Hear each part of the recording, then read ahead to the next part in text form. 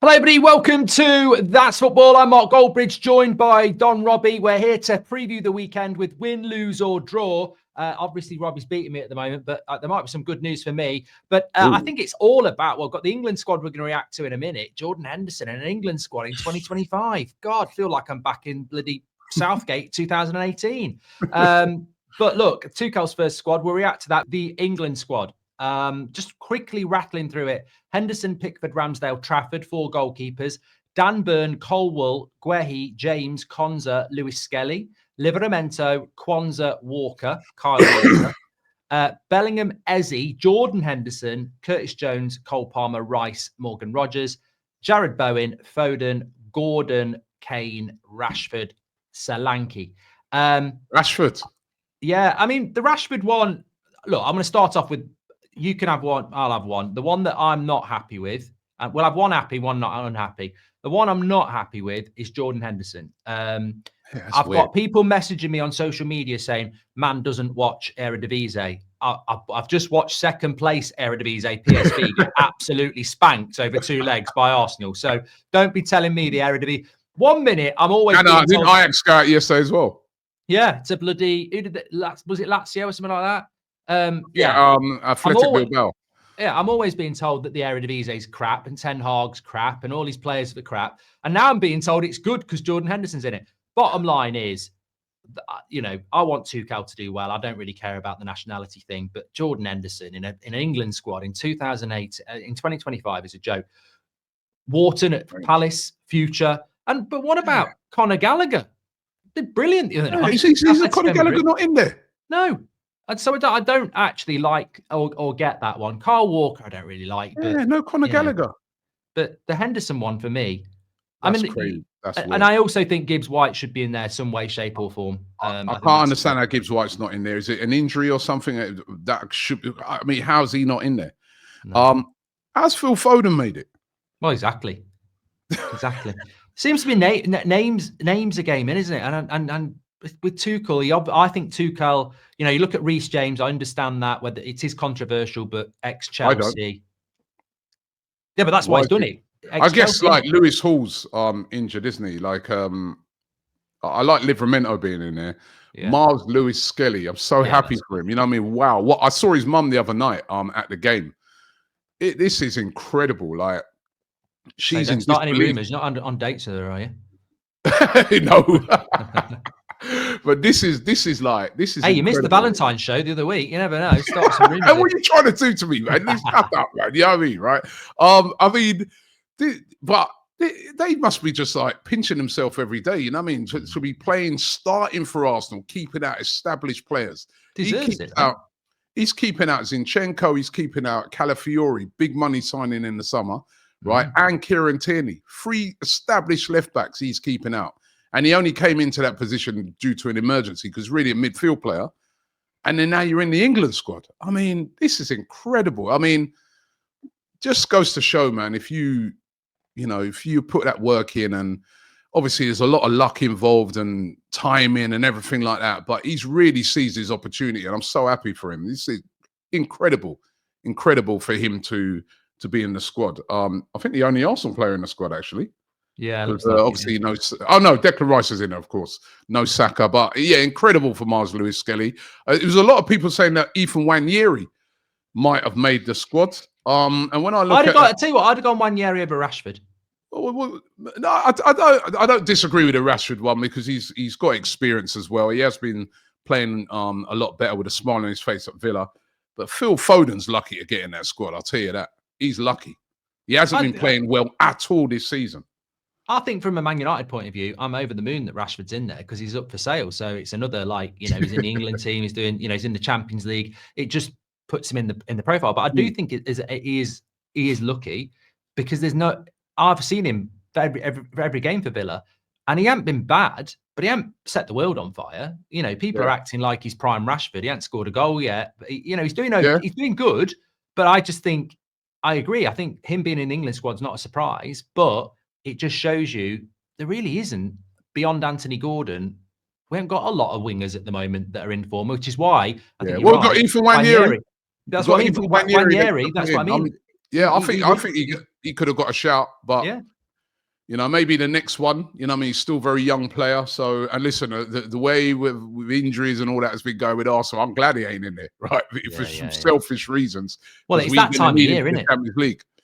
It's that time of year where actually, you know, Harry Maguire's not there, and I don't know whether that's because he's not there or because he's had a bit of a knock, but I don't want him there. You know, De Ligt didn't get called up for the Netherlands, and I'm glad, you know, because there's big games to come. But I think Gibbs White's unlucky. I think Conor Gallagher's unlucky, and I think Jordan Henderson must still be sending them checks somewhere because that's bloody. Conor Gallagher's been like you know, Atletico's second in La Liga. Well They've been playing at the very highest level.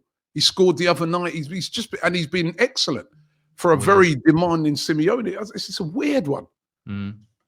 Weird.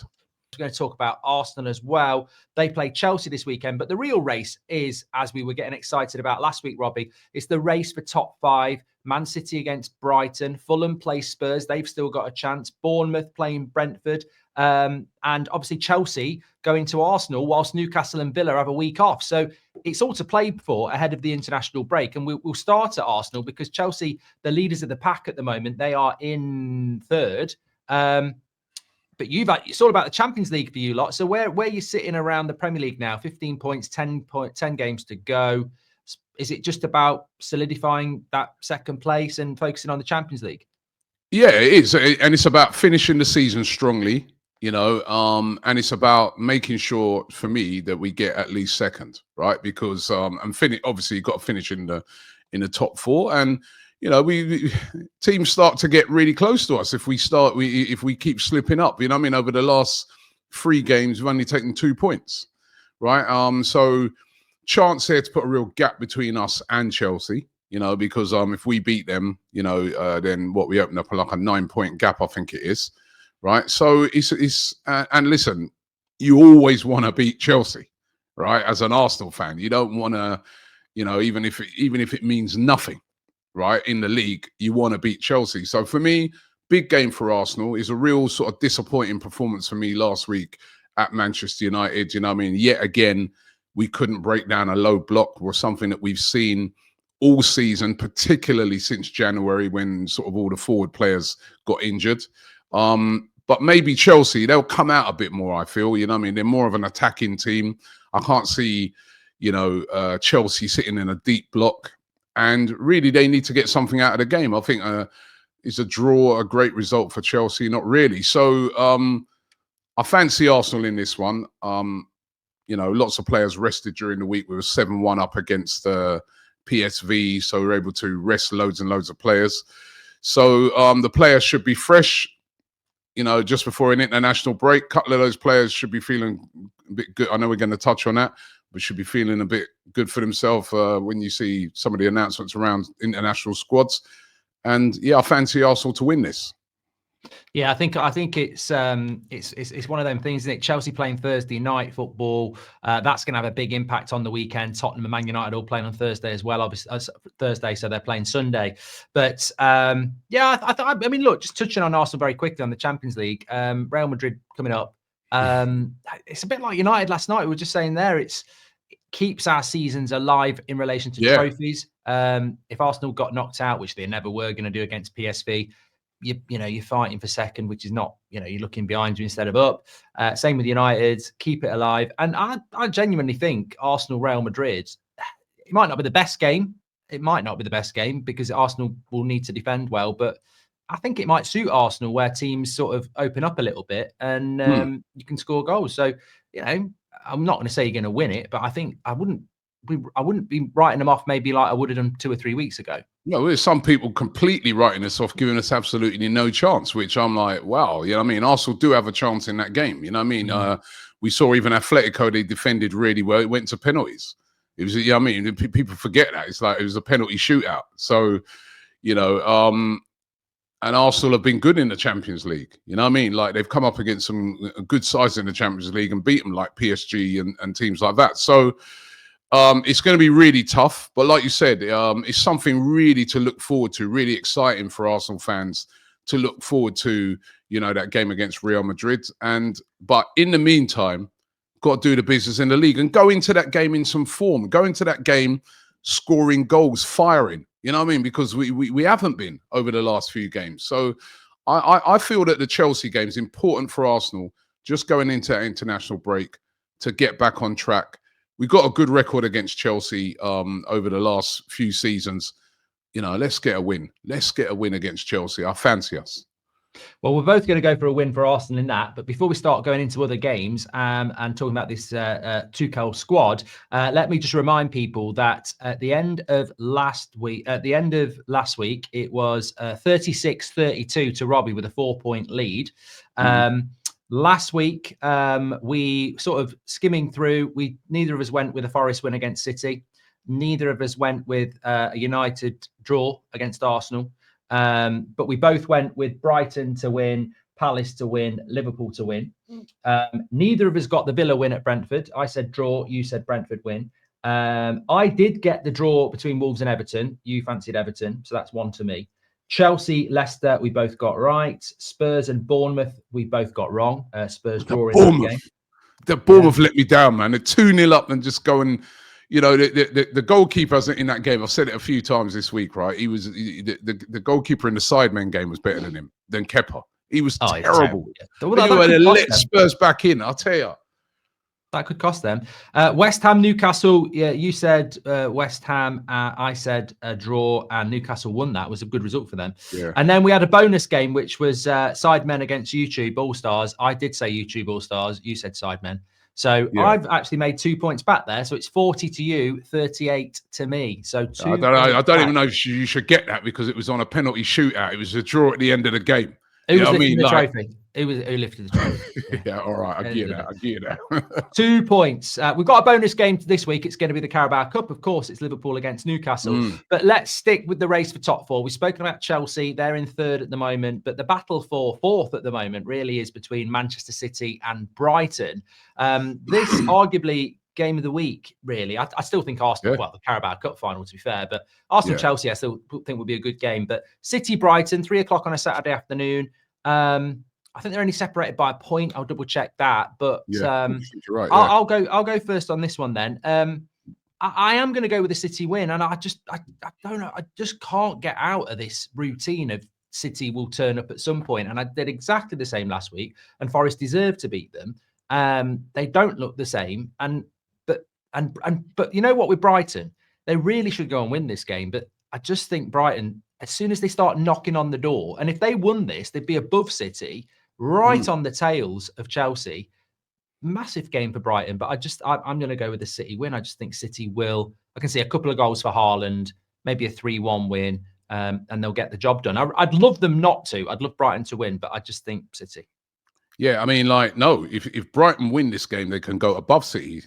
Did you say joint with City? They're only a point. They go above City, joint with Chelsea. If Chelsea lose to you, which right. So, and I'm going Brighton. I fancy Brighton in this game, right? I think they're sort of counter. The only thing with Brighton is that sometimes defensively they can just switch off and have lapses. But they're on form at the moment. They're playing well, and if they can sort out the defense on the counter attack with your Welbecks and your Mintes and Mitomas, and they can get some joy in this game. I don't think City are playing well at all. I'm going to go with a Brighton win. Yeah, a bit of a shock for the weekend. You know, I always come with a one shock. This is it. Brighton. I'm worried now. He comes out with these Southampton wins and stuff like that, and you just think, what's he going on? You know, I don't think football is corrupt, but if it is, Robbie's at the top of the pyramid. He gets the scores, I'm telling you. No, I hope you're right on that, but look, I'll go City win on that. So let's work our way through them. Everton against West Ham. It's not, I don't think it's a 12-30 game. If it is, tough luck watching that. I mean, yeah, Everton are safe now. West Ham are safe now. Both bottom half the table. What are you going to go with, Robbie? Everton. Go with Everton. They're at home. They've been playing. They're on form. Everton. They haven't lost for a bit. You know what I mean? I'll go with Everton win.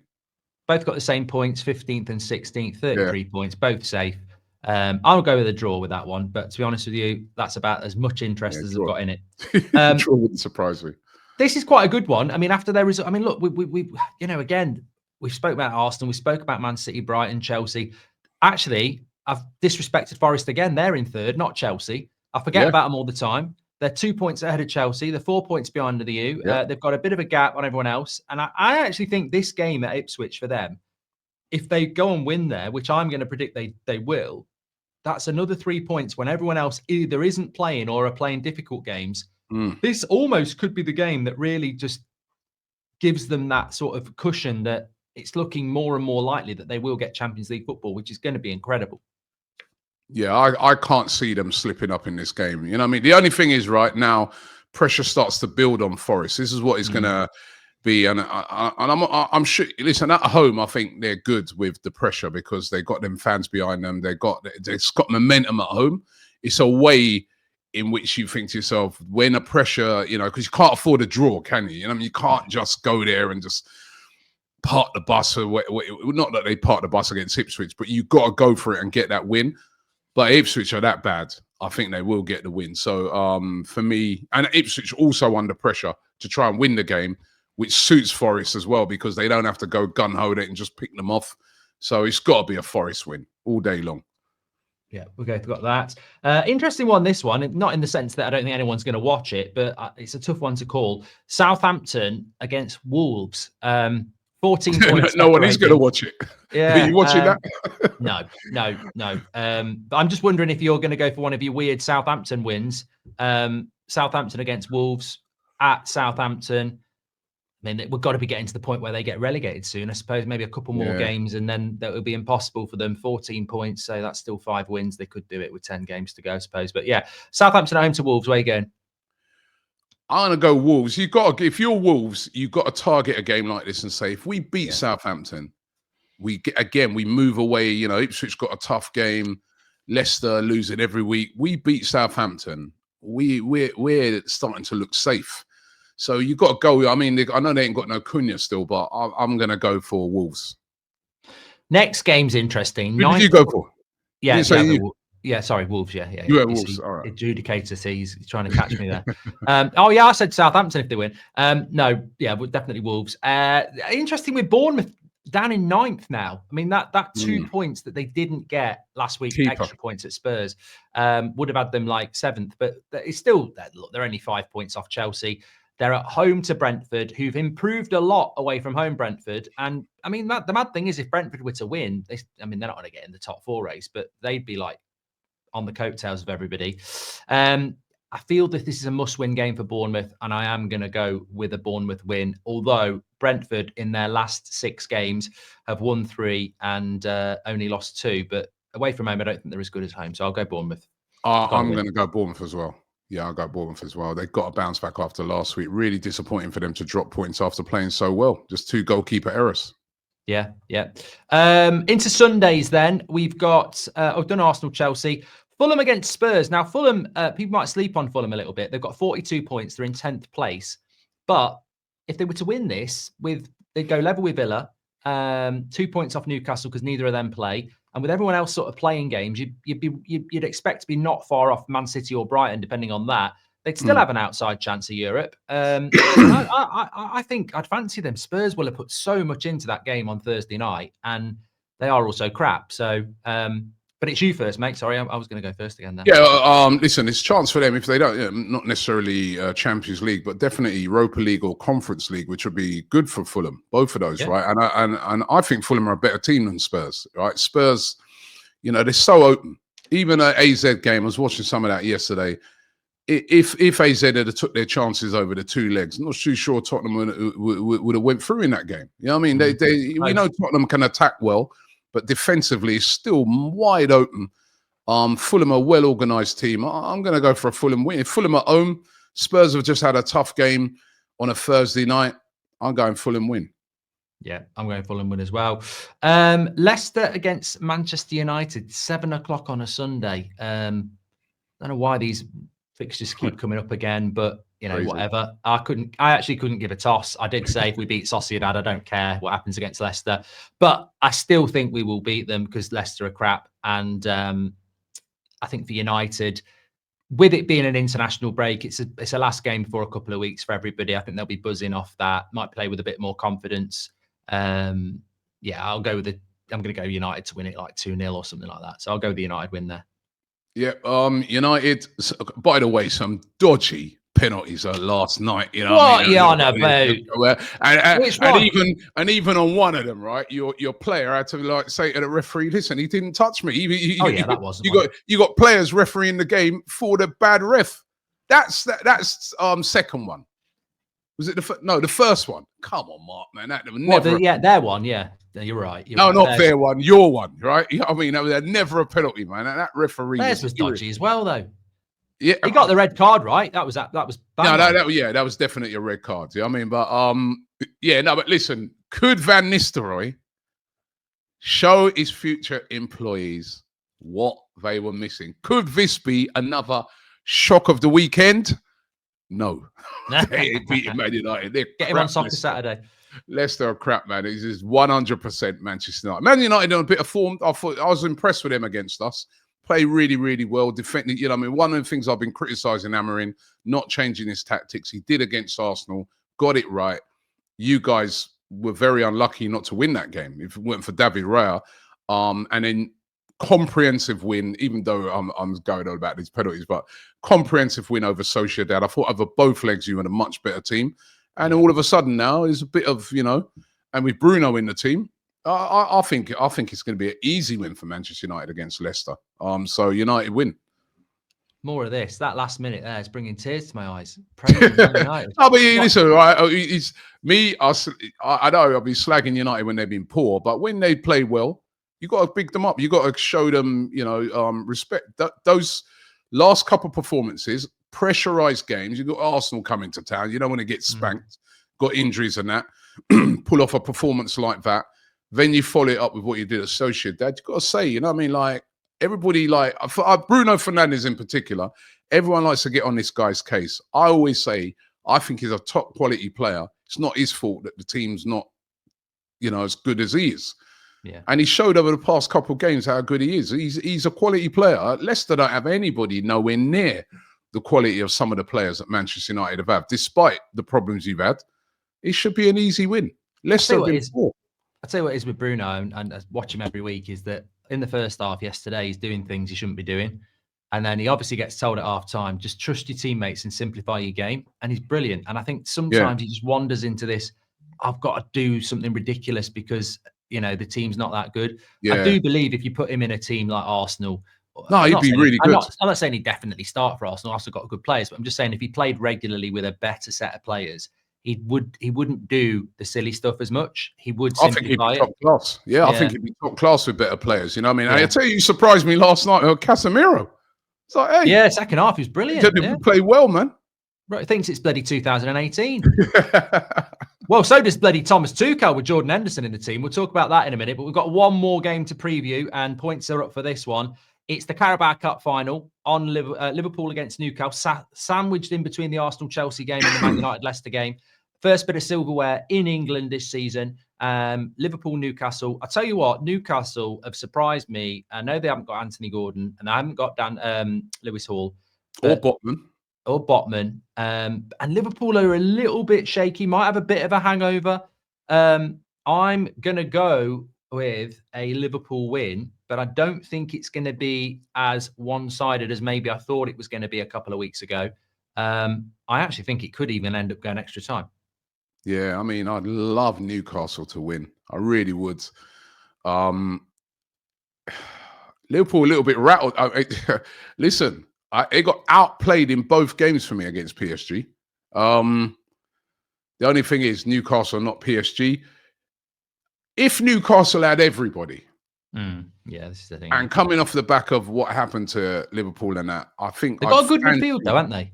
They have Bruno Guimaraes, Joe Linton. How many points am I in the table with you at the moment? It's 90 what? You're 40-38. You're 2 points clear. I could afford to gamble, man. Let me go for a Newcastle win, man. Newcastle, turn up, man. Win this thing. Come on. This has got to be your year. 71 years since you won a trophy. Come on, the Geordies, man. You beat Arsenal in the semi-final. You can't do all that hard work and then not turn up in a final. Come on, Geordies. The Geordies to bring it home. can't speak. I can't speak. I don't want to be going for bloody Liverpool. It's because I'm behind. He can afford to play to the crowd and go, come on, let's go. I want Newcastle to win as well. But I've got to play for points. Geordies, man. He's in the position where he can do it. He's in the Toon army. Alexander Isak, right? Stand up, right? You know what I mean? You have been brilliant all season, but these are the moments when they need the clutch guy. Gordon's out, but these are the moments where they need the clutch guy.